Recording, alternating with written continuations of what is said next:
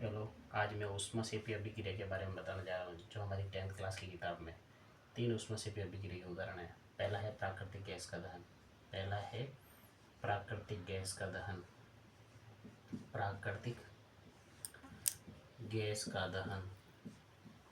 प्राकृतिक गैस का दहन। हमें ये पता होना चाहिए प्राकृतिक गैस का सूत्र क्या है। प्राकृतिक गैस का सूत्र होता है CH4। CH4 को ही मेथेन कहते हैं। ये ध्यान रखना, हम आगे चौथे चैप्टर में पढ़ेंगे कार्बन के यौगिक में, है ना।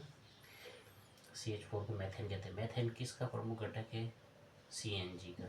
CNG का पूरा नाम हमने 9th क्लास में पढ़ा है। CNG का पूरा नाम होता है संपीड़ित प्राकृतिक गैस। संपीड़ित प्राकृतिक गैस।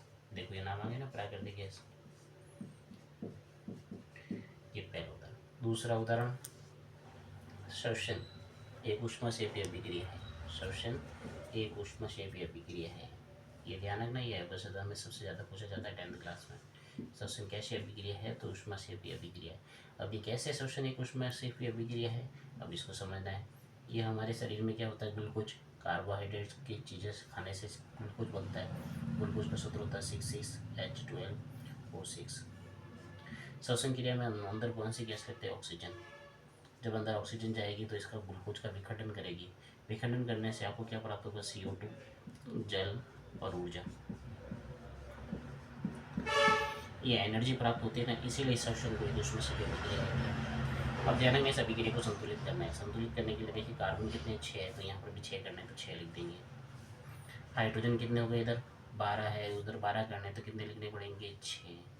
ठीक है। अब ऑक्सीजन और हाइड्रोजन को चेक कर लेना, यह अभिक्रिया संतुलित हो गई। चेक कर लेते हैं। ऑक्सीजन कितने? 6।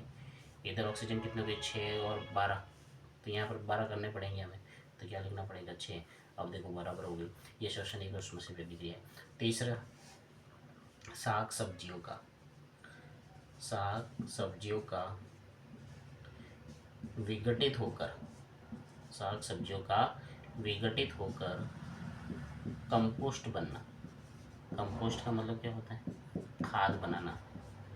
इसीलिए श्वसन ये साग सब्जियों का विघटित होकर कंपोस्ट बनना, ये भी एक ऊष्मक्षेपीय अभिक्रिया का उदाहरण है। ये 3 ऊष्मक्षेपीय अभिक्रिया के उदाहरण है। क्लास 10 में वेरी वेरी इंपॉर्टेंट है, इससे आपको सवाल मिल जाएगा।